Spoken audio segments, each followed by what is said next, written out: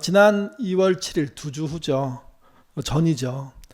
주일날 살펴보았듯이 세상에 사는 사람들 안에는 아주 크게 네 가지의 상식 또는 시선이 있다고 말씀을 드렸습니다. 그런 시선은 지금도 존재하고 또 예수님이 활동하신 공생의 기간에도 존재했습니다. 기억을 되살리기 위해서 그 시선 네 가지를 다시 보면 이렇습니다. 첫 번째가 지배자 시선이죠. 이들은 성공한 사람들입니다. 주류라고 불리는 사람들입니다. 집권자이기도 합니다. 예수님 당시로 가보면 예수님 당시에도 이런 사람들이 있었습니다. 당시에 권력을 쥐고 있는 사람들인데 사두개인과 또 안나스 일파라고 부르는데요. 제사장을 중심으로 한 성전 지배 세력, 그리고 또 이제 왕권을 옹호하고 왕권의 힘으로 살아가는 헤롯 땅, 이런 유의 사람들이 예수님 당시의 예루살렘, 이스라엘을 지배하는 지배자들이었습니다. 이들이 갖고 있는 고유의 시선이 있습니다. 근데 이 시선이 어떻게 만들어지냐면 막강한 돈, 권력, 다양한 인맥, 그리고 노마라는 그 뒷배경, 그리고 이제 학식과 학력 이런 게 들어가겠죠, 이게. 그들이 갖고 있는 화려한 이력이 사실은 그대 시대의 지배력을 갖게 만들었고, 그들은 자신이 갖고 있는 그 능력으로 행사되는 이 지배력이 당연하다고 생각한 겁니다. 근데 예수님의 시선은 다르셨습니다. 그들을 만난 예수님은 한마디로 그들을 표현했습니다. 독사의 자식들이라고. 요즘 말로 하면 마귀의 새끼들, 이렇게 부르는 겁니다. 아니, 당시 가장 존대한 말을 듣고 존대한 대접을 받고 어디 가나 정말 가장 우두머리에 쓰고 가장 상석에 앉는 이들인데, 예수님은 그들을 사탄의 자식이라고, 독사의 자식이라고 정말 막 퍼부은 겁니다. 성경이니까 독사의 자식, 사탄의 자식으로 표현되어 있지만 예수님의 어떤 이렇게 욱하는 성격에 따라 보면 욕도 하셨을 가능성이 높아요. 심한 욕들을 퍼부은 거죠, 이게. 그래서 예수님은 그들과 갈등을 일으키셨습니다. 그들과의 갈등은 사실은 그분이 돌아가시는데 가장 중요한 역할을 합니다. 지배자들이 불편해지자 예수님을 죽이기로 생각했고, 죽일 죄를 찾는데 죄를 찾을 수가 없으니까 누명을 씌워서 죽이는 방식으로 이를 해결한 거죠, 이게. 그러니 이들은 하나님 나라에 들어갈 수 있는 사람들이 아닙니다. 모두 다 저주받고 지옥에 처박혀야 될 존재죠. 근데 여러분, 그들 안에도 엄청난 돈과 막강한 권력과 다양한 인맥과 로마를 배경으로 하는 그 사람들 안에도 예수의 말씀을 듣고 회개하는 사람들이 있었습니다. 돌아오는 사람들이 있었습니다. 죄자가 되는 사람들이 있었죠. 대표적으로 그들이 아리마대 요셉, 니고데모와 같은 사람들입니다. 여러분, 이들의 회개는요, 그 사회에 큰 파장을 일으킵니다. 제자로 그들이 등장하는 순간 예수 믿는 것은 쉽게 무시할 수 없는 일이 되는 거죠. 근데 또 반대로 생각하면 지배자 집단만큼, 지배자 시선을 갖고 있는 사람만큼 회개하기 어려운 사람도 없습니다. 두 번째는 저항자의 시선입니다. 사두개인, 그리고 안나스의 일파, 헤롯 땅들의 행동을 막아서는 사람들, 그들과 싸우는 사람들, 대항하는 사람들인 거죠. 또 그들은 로마로부터의 독립을 꿈꾸는 사람들입니다. 이들은 이스라엘이라는 사회가 뒤집어져야지만 살아남을 수 있다고 생각합니다. 그래서 자주 폭력적인 그런 대항도 하고요. 또 몰래 집회를 만들고 공부하는 모임을 만들고 또 예배드리는 모임을 만들어서 그 안에서 저항의식을 키워나갑니다. 특별히 그것을 공동체적으로 키우는 집단들이 있습니다. 그게 SNF파와 열심당원, 그리고 바리새파의 신앙 공동체들입니다. 이들은 절대로 지배자의 시선, 로마의 시선과 일치하려고 하지 않습니다. 거기에 속하려고 하지 않습니다. 근데 문제가 있습니다. 스스로 힘이 없습니다. 그래서 그들은 성경을 공부하다가 깨달은 게 있었습니다. 이스라엘을 통해서 메시아가 오시고 그 메시아가 인류를 회복한다는 겁니다. 이들의 입장에서 메시아는 지금 와야 되는 거죠. 예수님 그 당시 1세기 때 와야 되는 거죠. 왜 그러냐면 그분만이 자신의 나라를 회복할 수 있고 노마로부터 벗어나는 독립을 이룰 수 있기 때문에 그렇습니다. 드디어 예수님이 오셨습니다. 그들과 잘 지낼 것 같았는데요. 예수님은 그들과도 충돌을 일으키셨습니다.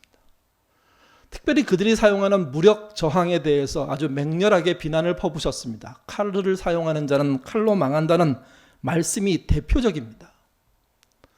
그렇기 때문에 처음에는 저항자의 시선을 갖고 있는 사람들은 예수님께 열광했는데 갈수록 자신이 기대하는 메시아가 아니자 그 열광이 식기 시작합니다. 그리고 예수님을 버리죠. 근데 여러분, 모든 사람들이 버린 게 아닙니다. 그들 중에도 예수님의 말씀에 회개하고 돌이키는 사람들이 있었습니다. 대표적인 사람이 누구냐면 12제자 중에 시몬이라고 불리는 제자입니다. 물론 이들도 쉽게 회개하지 못하는 사람들이긴 합니다. 세 번째는 실용주의자의 시선입니다. 위에 있는 지배자와 저항자의 시선을 갖고 있는 사람들보다는 더 많은 규모가 되겠죠. 이들은 주류의 대열에 끼고 싶어 합니다. 이들은 낄 가능성이 높은 사람이기도 합니다. 또 그들의 삶의 어떤 철학은 승리자의 편에 서는 겁니다. 스스로 승리할 수 없으니까, 지배할 수 없으니까 자기보다 훨씬 강력한 지배자들의 밑에 들어가서 그들의 일을 도와줌으로 살아가는 형태죠. 당시의 중산층들 또는 어느 정도 자유를 누리는 평민들이 거기에 속합니다. 그들의 실용적인 시선은 힘없는 사람 입장에서는 매우 합당해 보입니다. 예수님이 등장하다 이들도 열광했습니다. 근데 예수님은 실용주의자들의 시선을 인정하지 않으셨습니다. 그런 시선에서 벗어나서 회개하라고 촉구하셨습니다. 그래서 불편한 일들이 또 많이 벌어집니다. 근데 실용주의자 안에서 회개하는 사람들이 생기는 거죠. 세리 마태, 삭개오, 회당장 야이로, 이런 사람들이 자신의 실용적인 노선을 버리고요, 실리추구 노선을 버리고요, 주님의 제자로 삶을 뒤바꾸기 시작합니다.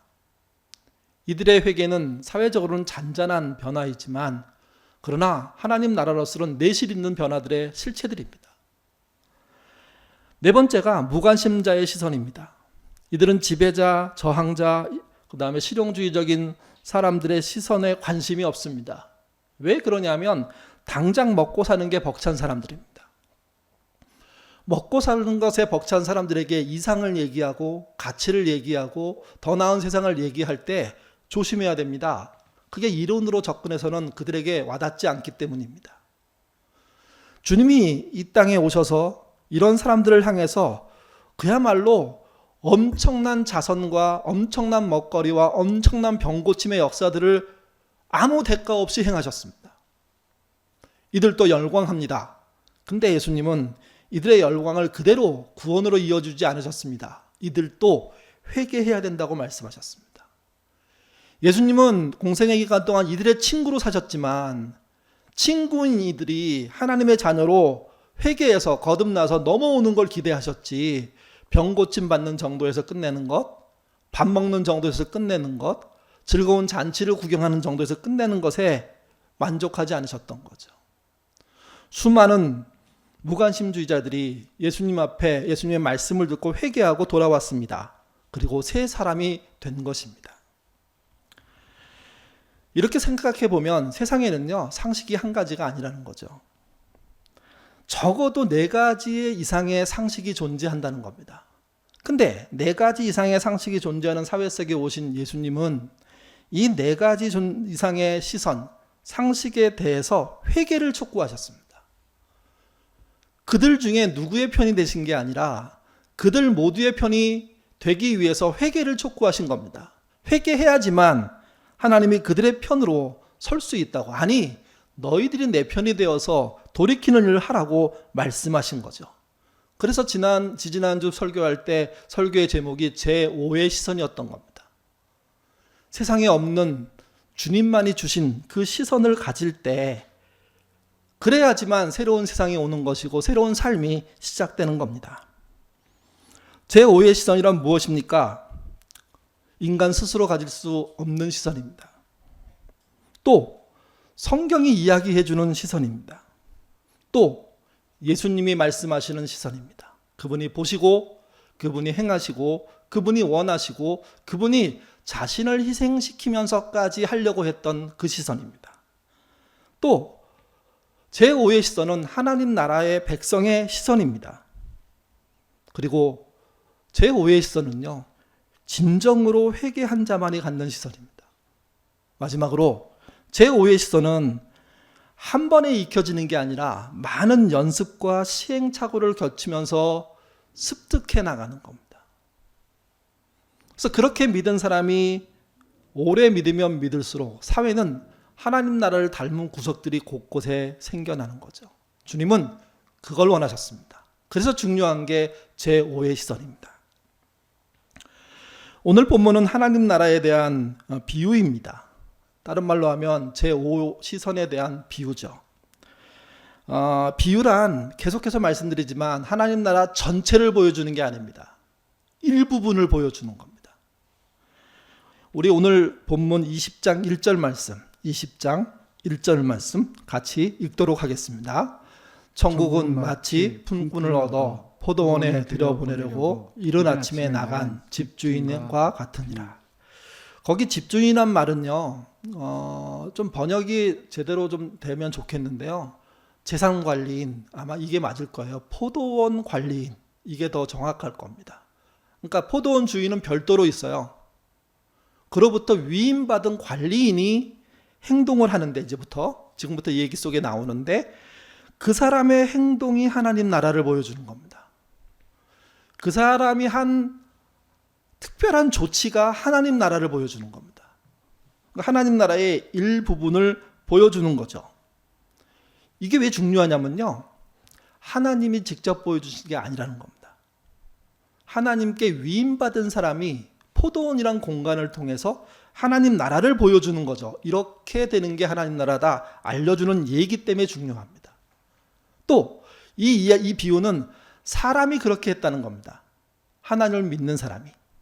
그래서 중요한 예고, 이 예를 통해서 우리가 배우는 바가 있어야 하는 겁니다. 포도원의 관리인이 아침 일찍 새벽녘에 나가서 장터에 가보면 일꾼들이, 일하고 싶은 사람들이 나와 있는데 그들을 다 데리고 포도원으로 왔습니다. 그러면서 약속을 했습니다. 일당을 주겠다고요. 성경은 한 데나리온이라고 얘기하는데 그게 그 당시에 일당을 말합니다. 그렇게 일이 시작됐습니다. 그러면 보통 이제 오후가 돼가지고 끝나면 정산하면 끝이거든요, 포도원에서는. 근데 관리인이 오전 9시가 돼서 다시 시장거리로 나갑니다. 거기서 배회하는 사람들이 있습니다. 그들에게 묻습니다. 일하고 싶냐고. 그렇다고 얘기합니다. 같이 보시죠. 4절 말씀입니다. 그들에게 이르되 너희도 포도원에 들어가라. 내가 너희에게 상당하게 주리라 하니 그들이 가고.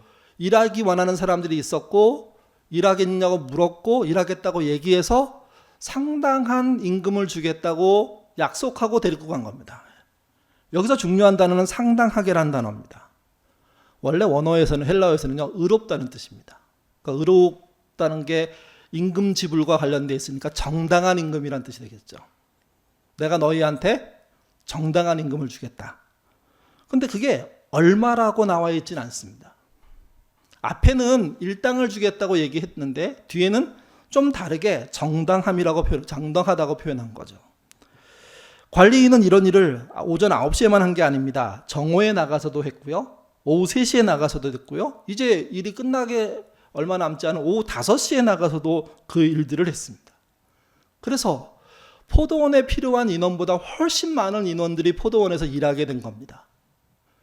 여러분, 처음부터 새벽부터 들어와서 일하는 사람들의 입장에서는 9시 넘으니까 또 일꾼이 오고 정오가 되니까 또 일꾼이 오고 오후 3시에도 일꾼이 오고 오후 5시에도 일꾼이 옵니다. 이게 뭘까? 이 주인이 무슨 생각을 하는 걸까? 그리고 이제 일당을 받는 시간이 된 겁니다.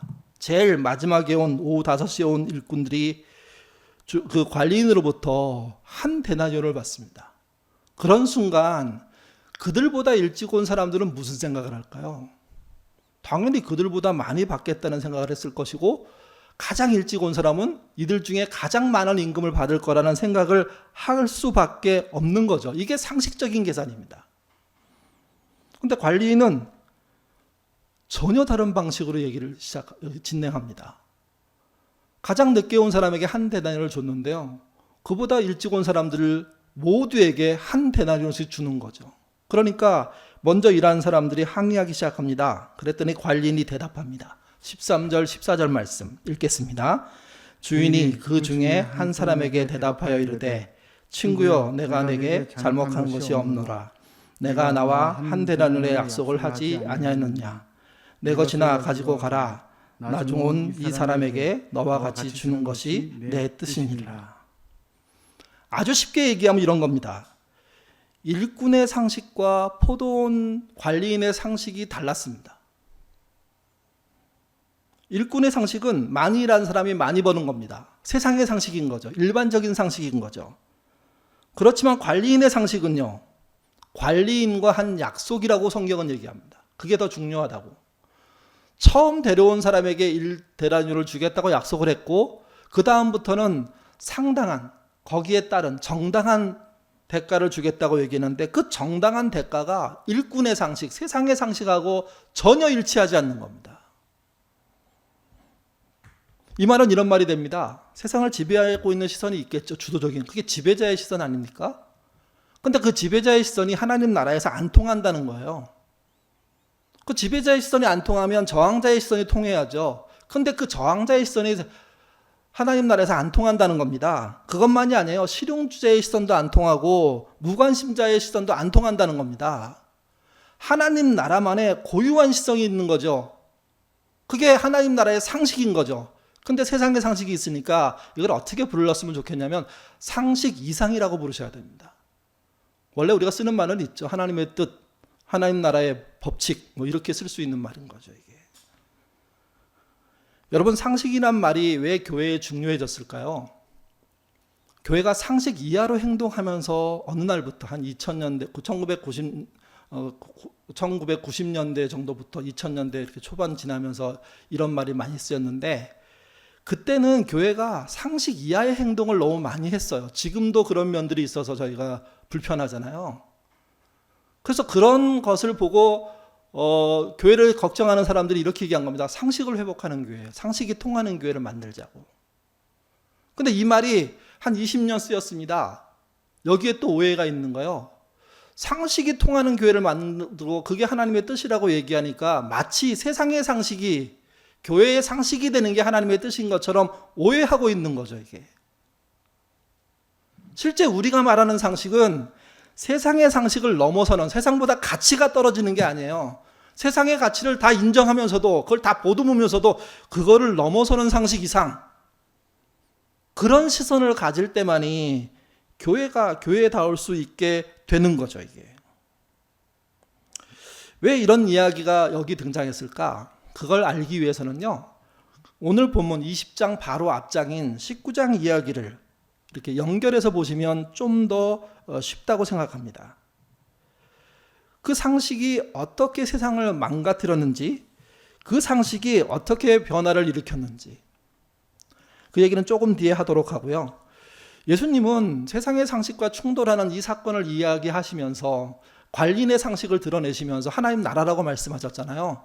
그리고 난 다음에 되게 중요한 말씀 한 구절을 남기십니다. 16절 말씀 같이 읽겠습니다. 이와 같이 나중된 자로서 먼저 되고 먼저 된 자로서 나중되니라. 메시지 번역도 같이 한번 읽어보죠.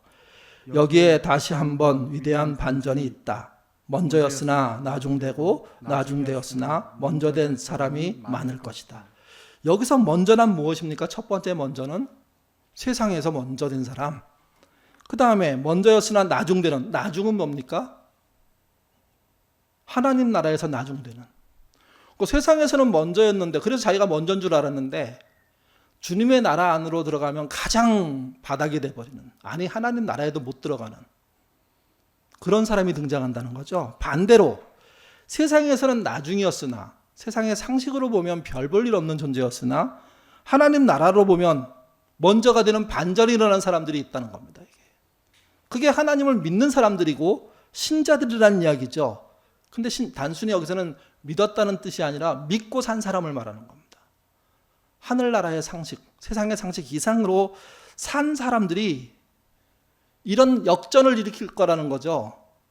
근데 문제는 이거예요. 세상에 있는 지배자들이나 저항자들이나 실용주의자들이나 그리고 무관심한 자들은 모두 다 이렇게 뒤바뀌는 상식 이상의 세상에 대해서 전혀 알고 있지 못하다는 겁니다. 다 자기 꿈을 이루기 위해서 사는 거죠. 그래서 불쌍한 거죠, 이게. 앞에서 말씀드렸지만 20장 이야기를 이해하려면 19장 이야기를 읽어볼 필요가 있습니다. 특별히 19장 후반부에 있는 16절부터 30절에 나오는 부자 청년 이야기입니다. 왜 예수님이 이런 이야기를 연속적으로 하고 있느냐? 그것은 세상의 상식을 갖고 있는, 특별히 지배자의 상식을 갖고 있는 이들이 얼마나 허망한가를 보여주면서 나오는 이야기이기 때문에 그렇습니다. 부자 청년이 있습니다. 여러분, 보통 부자는요, 인생을 통해서 산전수전 다 겪으면서 부자가 되어가는 겁니다. 그래서 이제 자수성가한 부자들이 있겠죠. 근데 여러분, 그러면 어느 정도 나이가 드니까 청년 부자라는 말은 어색합니다. 청년 부자라는 게 어떨까요? 요즘 우리 사회에서도 있는데 스타트업 해가지고 단기간 내에 어마어마한 돈을 번 청년 부자들이 있죠. 그들 중에 몇 분이 요즘 이렇게 사회, 우리나라에서도 엄청난 기부를 해가지고 사회적으로 충격을 주는데 아주 대기업들은 전혀 그렇게 못하는 것을 청년 부자들이 그렇게 합니다. 이분들이 스스로 얘기하더라고요. 자기는 운이 좋은 사람이라고, 사회 혜택을 받았다고, 그러니 사회에 돌려내는 거라고. 정말 멋있고 추천할 만한 거죠, 이게. 이런 부자 아닌 청년 부자가 또 있죠. 부모의 재산을 물려받은 부자. 오늘 본문의 부자는 도대체 어떤 청년 부자인지는 정확하게 모릅니다. 근데 돈이 엄청나게 많았던 것 같습니다. 그가 근데 생각까지도 괜찮아요. 경건하게 살고 싶은 마음이 있어서, 물론 거기는 자랑하고 싶은 마음도 포함되어 있었는데, 예수님을 찾아와서 묻죠. 뭘 해야 영생을 얻습니까? 예수님은 간단하게 얘기했습니다. 율법을 지켜야. 그랬더니 그가 이렇게 말합니다. 저는 율법 다 지켰습니다. 더 이상 할 게 뭐 있습니까? 그러자 예수님이 말씀하십니다. 모든 재산을 팔고 가난한 사람에게 나눠주고 난 다음에 나를 따르라고. 이 말은 이런 말이에요. 율법을 제대로 지키면 이렇게 했을 거라는 거죠, 이미. 율법을 지켰다고 얘기했는데 이런 결과가 안 나왔으니까 율법을 안 지킨 거예요, 사실은요. 근데 지켰다고 빡빡 우기니까 그러면 율법의 핵심으로 할 수 있는, 네가 할 수 있는 일, 부자가 할 수 있는 일이 하나 있다. 네 재산을 팔아서 가난한 사람에게 주고 나를 따라와라. 그랬더니 고민하며 가더라는 거죠. 왜 그랬냐면 부자 청년의 입장에서 돈은, 재산은 자기의 자부심이고 시선을 만드는 힘이에요. 그 시선을 버리고 오라는 거예요. 그 상식을 버리고 오라는 거예요. 자부심을 내던지고 오라는 거예요. 여러분, 우리 주변에 학력이 자부심 된 사람이 얼마나 많습니까? 그래서 잘 되는 사람도 있고 그래서 못 되는 사람도 있죠. 학력이 장애물 되는 사람 엄청 많습니다. 돈이 자부심이 되는 사람 얼마나 많습니까? 내가 돈이 없어서 다행이라고 생각하는 사람 얼마나 있을까요? 돈이 있어서 다행이라고. 그러니까 돈에 얽매이는 사람들, 또 외모가 자부심을 주는 경우도 많죠, 이게. 근데 여러분, 그들이 갖고 있는 학력과 돈과 외모, 그 밖에 권력과 관계와 뒷배경의 그런 자부심들이 여기선 통하지만 그분의 나라에서는 버릴 수밖에 없는 쓰레기라는 겁니다. 그걸 못 버리고 안고 있으면 그 사람이 죽는 거죠. 그래서 그 본문의 끄트머리가 이렇게 전개됩니다. 19장 23절에서 24절입니다. 읽겠습니다. 내가 진실로 너희에게 이르노니 부자는 천국에 들어가기가 어려우니라. 다시 너희에게 말하노니 낙타가 바늘기로 들어가는 것이 부자가 하나님 나라에 들어가는 것보다 쉬우니라. 스스로 부자라고 생각하는 분이 얼마나 있을지, 우리 교회 안에 있을지 모르겠습니다. 돈을 다 쓰셔야 됩니다. 물려줘서 자녀들에게 뭔가 이렇게 비빌언덕이 되게 하시는 게 실수하는 겁니다. 물론 적절한 유산이라는 것도 필요하죠. 근데 여러분이 갖고 있는 충분한 부가 여러분의 자녀들에게 이 청년과 같은 자부심을 주지 않도록 하기 위해서는 정말 냉정한 조치들이 필요한 겁니다. 사회 환원들이 필요한 겁니다. 모범을 보여주셔야 되는 겁니다. 그래야 여러분의 자녀가 여러분의 일부분의 재산을 상속받고 난 다음에도 이 땅에서 제대로 된 역할을 할 수 있는 사람들로 살게 되는 거죠. 자부심을 그대로 넘겨주면 그게 자부심이 될 것 같지만 아니요, 자만심이 됩니다. 사회를 파괴하는 사람들은 사실은 거기서부터 양산되기 시작하는 겁니다. 이게. 부자 청년은 지배자의 시선으로 봤을 때 경건한 척하고 있었는 거고, 율법을 지킨다고 착각하고 있었던 거고, 회개하지 않고 율법 안에서 그냥 놀이를 하고 있었던 거죠.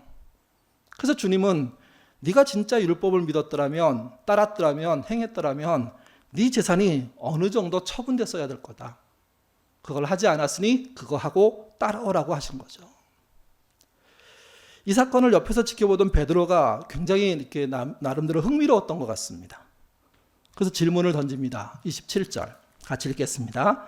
보소서, 우리가 모든 것을 버리고 주를 따라 싸운즉 그런즉 우리가 무엇을 얻으리이까? 할 만한 질문입니다. 왜 그러냐 하면 베드로는 어부로서 배를 내버려 두고 고향을 떠나서 예수님을 따라 나왔거든요. 그렇다면 부자의 이야기로 치면 다 버리고 온 거잖아요. 그럼 뭘 받아야 될지 궁금하지 않습니까? 이 답변이 중요합니다. 이 답변을 상세히 읽어보셔야 됩니다.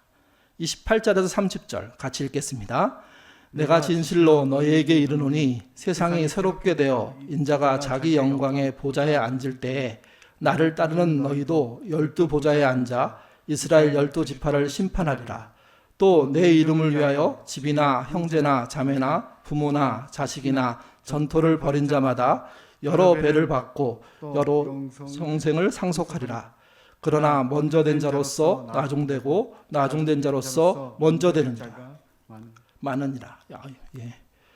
계속해서 제가 엇갈리게 읽네요. 28절부터 30절의 이야기는 잘 이해하셔야 돼요. 거기 뭐 10배를 받으리라 이렇게 하니까 10배 부자 되는 거구나, 10배 보상받는 거구나 이렇게 생각하는데 이게 돈에 의한 보상일까요? 재산을 더 10배로 늘려주겠다는 하나님의 약속인가요? 권세를 잡고 더 강력한 권세를 갖게 되는 출세를 말하는 걸까요? 명예가 막 극단으로 올라서 가지고 진짜 명문 가문이 되는 걸까요? 아니에요. 여기에 10배란 표현 속에 가장 10배로 일치되는 말은요, 하나님과 함께해요. 그분의 심판대에서 같이 이스라엘을 심판한대요. 개인의 입장에서 이스라엘 백성으로 살았는데 나중에 하나님의 자녀로 그분의 나라 갔더니 이후에 이스라엘에 대한 심판을 하는 자리에 서게 된다는 거예요. 그러면 이스라엘 모두가 흠모할 수밖에 없는 위치에 올라가는 거죠. 근데 그게 돈이 아니라는 겁니다. 재산이 아니라는 겁니다. 명예가 아니라는 겁니다. 출세가 아니라는 겁니다. 하나님과 함께라는 거예요. 그분의 생각과 그분의 전통과 그분이 주신 말씀과 그분이 주신 상식과 시선에 의해서, 아니 세상의 상식 이상의 그런 역할들을 함께 할 수 있는 자리에서는 그분은 하나님은 앞서고 우리는 따라가는 그런 자리에 사는 보상이 있다고 얘기하는 거예요. 그러니 청년 부자가 갖고 있었던 그 생각과 세상의 지배자이던 성전의 지배 세력들, 헤롯 왕에게 아부떨면서 먹고 살고 있었던 그런 권력자들의 시선하고는 상대가 되지 않는, 하나님이만 주실 수 있는 그 권위 속에 있게 된다는 거죠, 이게. 그렇기 때문에 세상의 상식을 내려놓고 그분의 상식 안으로 들어가야 되는 거죠. 포도원 관리인의 비유가 그걸 얘기해 주고 있는 겁니다. 네가 진짜 이 땅에 하나님의 소명 맡은 사람이냐?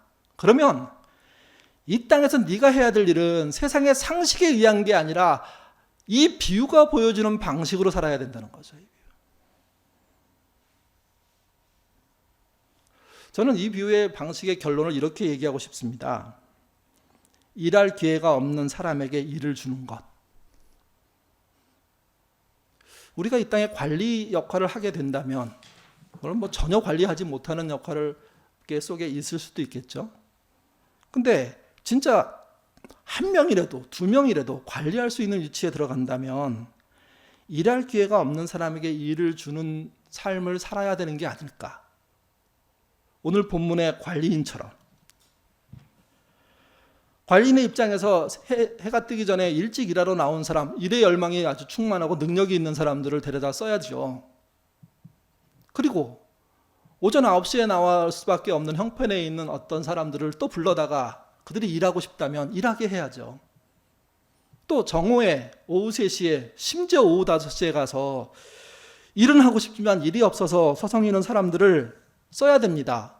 왜 그러냐면 그런 이유가 7절에 나오는데요. 아무도 우리를 써주지 않아서 그렇습니다 라고 성경이 표현합니다. 일꾼들이 하는 말이에요.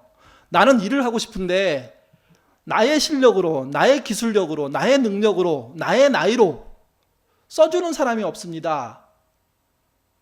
내 형편 때문에, 내 처지 때문에 나를 고용하지 않습니다. 그래서 가난하게 사는 사람들이 있다는 거죠. 근데 포도원 관리원은 그들을 데려다가 쓰는 것을 하나님의 뜻이라고 생각했고, 그들을 데려다 쓰는 것이 상식 이상이라고 생각했고, 그들에게 같은 임금을 주는 것이 하나님이 말씀하신 제호의 시선이라고 얘기한 겁니다. 그게 하나님 나라라고 이 본문이 예수님을 통해서 소개되고 있는 거죠. 이게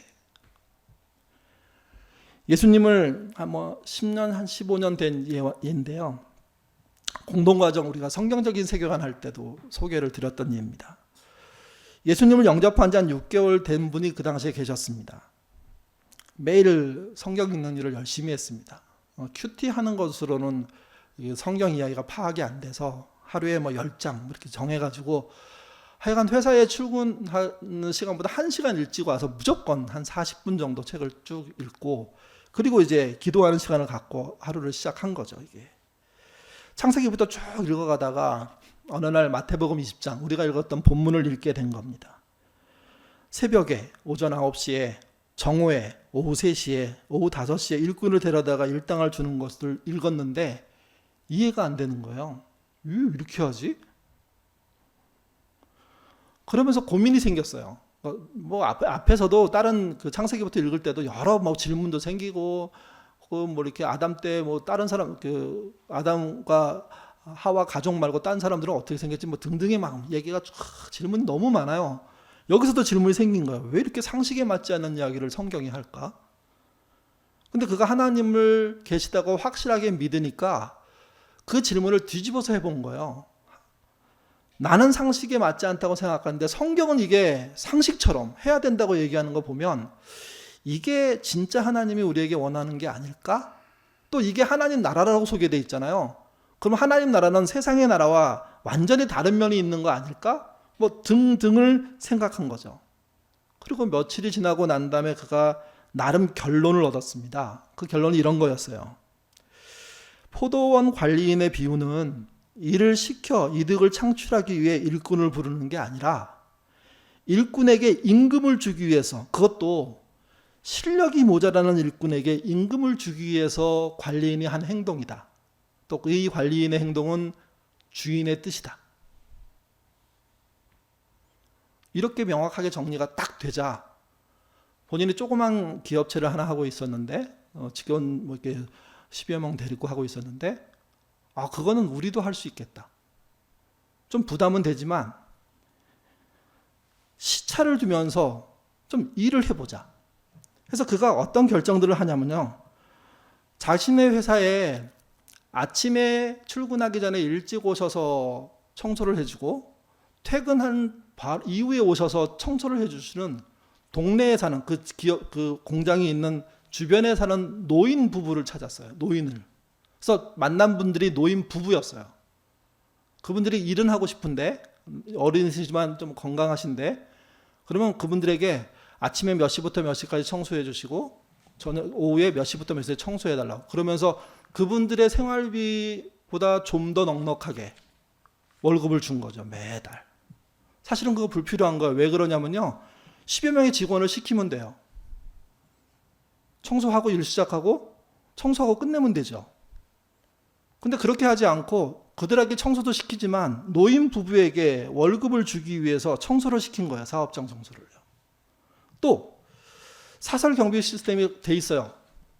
그러면 끝나고 나갈 때 다 보통 세컴하고 나가면 되잖아요. 다 걸어 잠그고 문제 있으면 전화 올 거고 그러면 출동해 줄 거고. 근데 본인이 이렇게 살다가 알게 된 게 하나 있어요. 요즘 아주 유행한데 그 당시에는 별로 알려지지 않은 사실이었는데, 보육원에서 나오는 청년들이 이렇게 적응을 못한다는 거예요. 꽤 되는데. 그래서 그런 사람을 소개받아서 그 사람이 공부할 수 있도록 야간에 와가지고 거기서 숙직실에서 자게 했어요. 그래서 뭐 초저녁에 한 바퀴 돌고 아침에 일어나서 한 바퀴 돌아주는 정도로. 세콤이 되어 있다면 그렇게 안 해도 되는데, 그 청년 한 명이 숙직실에서 살게 한 거예요. 그래서 거기서 뭐들 끓여 먹을 수 있게도 해주고, 뭐 좀 더 친해지니까 낮에 와서 뭐 있다가 가도 괜찮고. 그래서 그 사람이 거기를 토대로 뭘 하게 됐냐면 자기의 삶을 준비하고 사회로 새 출발할 수 있는 기회를 얻게 된 거죠. 이것도 역시 뭐였냐면 일을 시키기 위한 게 아니라 일을 통해서 월급을 주기 위해서 그 일을 한 거예요. 내가 이 예를 들으면서 좀 이렇게 부담스러운 게 있습니다. 이런 예는 일반적으로 모든 사람이 할 수 있는 거 아니에요. 그 상황에 딱 맞아떨어지는 이분이 하신 거죠. 근데 이분이 이렇게 했다고 하고 우리는 못하겠으니까 안 해도 된다는 얘기 또한 아닙니다. 우리도 실력에 맞는 사람을 갖다 쓰고 그들에게 거기에 합당한 월급을 주는 체제의 운영, 이것을 뒤바꿀 수 있는 기회가 온다면 해야 되는 사람들이라는 거죠. 그들이 살 수 있도록 물질을 지원하기 위해서 일을 만드는 사람이 돼야 되는 거예요. 오늘날 사회가 참 나빠져서 이런 숨 쉴 만한 팀이 없는 거죠. 냉정하게 인원이 넘치면 잘라버리고, 아니 인원보다 훨씬 적게 뽑아가지고 지금 직장에서 일하는 사람들이 정말 하루도 편하게 쉴 수 없게 만들어버리는 회사들이 얼마나 많습니까? 인력 감축하고 난 다음에 인력 충원을 전혀 안 해주는. 근데 하나님 나라는 어떤 나라냐면, 물론 본인이 여력이 있어야 되겠지만 여력이 있다면 그 여력이 있는 것을 통해서 임금을 주기 위한 일자리를 만들어내는 곳이라는 거죠. 이게 상식입니까? 상식 이상이죠. 이게 제4의 시선에서는 없는 겁니다. 제5의 시선에 있는 거죠. 이게 세상에는 없는 일입니다. 하나님 나라에서 벌어지는 일들이죠. 하나님이 원하시는 일들이고요, 이게. 그래서 교회는요, 상식 이상입니다. 상식을 무시하자는 뜻이 아니라 좋은 상식을 그대로 유지하면서도 더 좋은 상식을 보여주는 겁니다. 그분의 나라에서 통용되는 포도원 관리인이 보여줬던 그것이요. 신자가 보여줄 건 무엇입니까?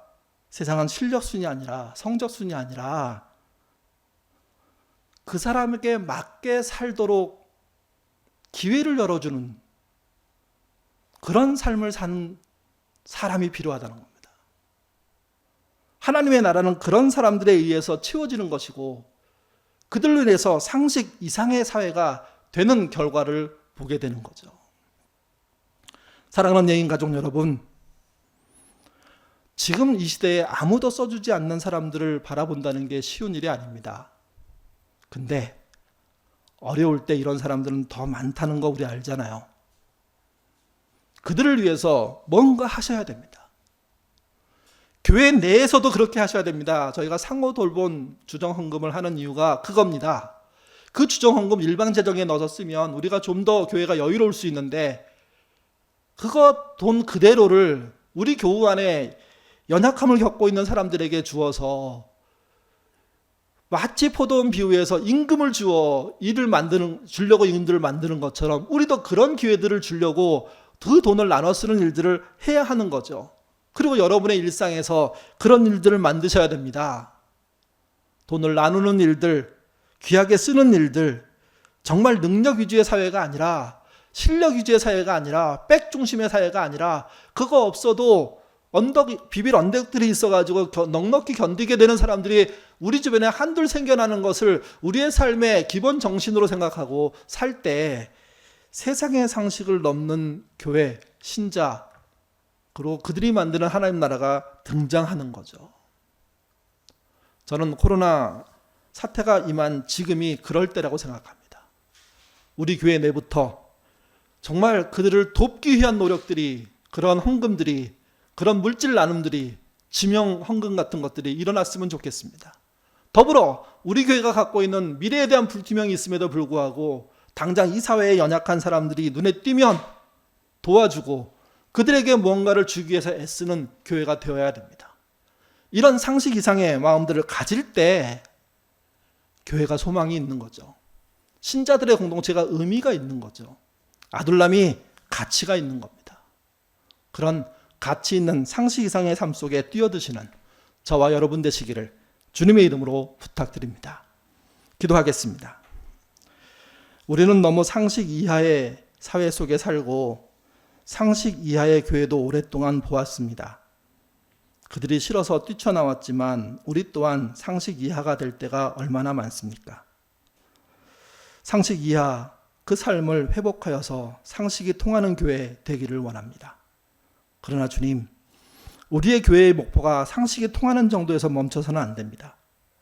오늘 본문이 보여주는 것처럼 일을 잘하는 사람을 골라서 일시키는 목적이 아니라 일이 허술한 사람들에게 임금을 주기 위한 포도원을 운영하는 그 태도 본받을 수 있도록 주님 이끌어 주옵소서. 우리가 월급쟁이든 아니면 자영업을 하든 아니면 조그만 기업을 운영하든 상관없이 우리가 갖고 있는 기회를 선용해서 누군가에게는 많은 것을 원치 않으면서도 물질을 공급하는, 임금을 주기 위해서 일을 시켜주는 그런 태도와 그런 태도의 결과된 삶들이 나타날 수 있도록 주님 이끌어 주옵소서. 예인교도 그런 교회 되기를 원합니다. 삐까 번쩍한 사람들에게 굽신대는 교회가 아니라 우리 안에 연약하고 길 찾지 못하는 사람들을 보듬어주고 안아주는, 또 우리의 직장과 우리의 자그마한 기업과 우리의 자영업 현장에서도 가정에서도 정말 물질이 다시 돌아오지 않을 사람들에게 쓰이는 귀한 일들 많은 교회 되도록 주님 인도하여 주옵소서. 우리가 그런 마음으로 코로나19 이 상황들을 지나갈 때 코로나 이후의 세상 또한 밝을 수 있습니다. 그런 예인교회, 예인의 가족들로 이번 한 주 살 수 있도록 도와주시옵소서. 감사하며 예수님 이름으로 기도드립니다. 아멘.